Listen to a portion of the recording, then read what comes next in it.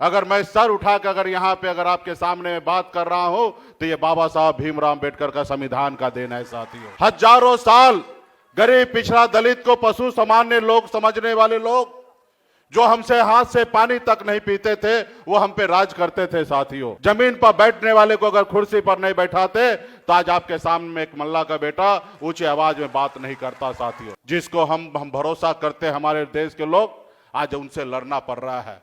आज हमारे देश के प्रधानमंत्री ही हमारा वोट चोरी कर रहा है साथियों, क्योंकि आपके वोट से नहीं वो चोरी के वोट से देश के प्रधानमंत्री बने हैं। अगर उसको आपके वोट से का फिक्र होता तो निश्चित तौर पे आपके लिए काम करता। महाराष्ट्र में वोट को बढ़ाकर और बिहार में वोट को घटाकर वो सरकार बनाना चाह रहा है। आज हम लोग वोटर अधिकार यात्रा को लेकर निकले हैं और हम आदरणीय राहुल गांधी जी, तेजस्वी जी के नेतृत्व में तमाम हमारे महागठबंधन के साथी पूरे बिहार में खास करके गरीब पिछड़ा दलित अति पिछड़ा समाज के हक अधिकार के लिए लड़ाई लड़ रहे साथियों।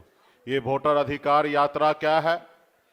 आजादी से पहले अंग्रेज हम पे राज करता था और आपके पूर्वज हमारे पूर्वज ने 250 साल तक लड़ाई लड़ने के बाद हमें देश को आजादी मिली और आजादी मिलने के बाद बाबा साहब भीमराव अंबेडकर ने हमें संविधान बना के दिया।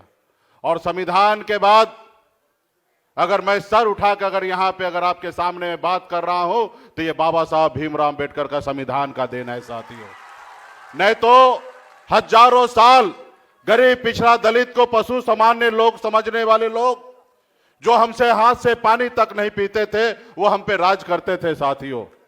जो भी आज हम जहां पे भी पहुंचे हैं ये बाबा साहब भीमराव अंबेडकर का संविधान का देन है साथियों। उसके बाद जननायक कर्पूरी ठाकुर जी ने एक नाई का बेटा बिहार में गरीब पिछड़े का आवाज दिया।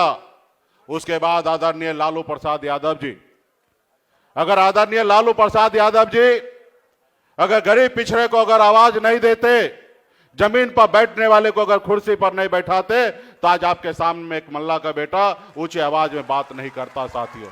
यह है सामाजिक न्याय। निश्चित तौर पे हम कभी कल्पना करते हैं कि हमारे पूर्वज किस तरीके से लड़ाई लड़ते होंगे अंग्रेज से। आज निश्चित तौर पे हमारे देश में ही जिसको हम भरोसा करते हमारे देश के लोग आज उनसे लड़ना पड़ रहा है। आज हमारे देश के प्रधानमंत्री ही हमारा वोट चोरी कर रहा है साथियों। बाबा साहब भीमराव अंबेडकर ने संविधान में नेता के पास से 5 साल का समय इसलिए दिया गया कि 5 साल में मौका मिलेगा और जनता को उम्मीद पे खड़ा होंगे। अगर जनता को उम्मीद पे खड़ा नहीं होंगे तो नेता को गद्दी से उतारने का काम किया जाएगा साथियों। और आजादी से लेकर 2014 तक भला बुरा सभी राजनेता यही डर कर और यही सोचकर इस देश के लिए काम किया साथियों। 2014 में मोदी जी आए, अच्छे दिन लाने का वादा आपसे किए, हर युवा को नौकरी, हर साल 2 करोड़ नौकरी देने का वादा किए, विदेश से काला धन लाने की बात की, आपके खाता में 15-15 लाख रुपया देने का वादा किया। लेकिन उनको पता है क्योंकि आपके वोट से नहीं वो चोरी के वोट से देश के प्रधानमंत्री बने हैं। अगर उसको आपके वोट से का फिक्र होता तो निश्चित तौर पे आपके लिए काम करता। अभी उनको पता है कि आप वोट दो या ना दो, उनको सरकार में रहना, इसलिए उन्होंने आपके 2 करोड़ युवा का नौकरी हर साल देने का था। आज 11 साल में 22 करोड़ नौकरी होता, उन्होंने 22 लाख तो छोड़िए 11 लाख भी नौकरी आज तक नहीं दिया। 1% तो छोड़िए आधे % भी नौकरी नहीं दिया। उसके बाद भी 56 इंच का सीना लेकर घूम रहे मोदी जी। तो इसलिए साथियों, महाराष्ट्र में वोट को बढ़ाकर और बिहार में वोट को घटाकर वो सरकार बनाना चाह रहा है।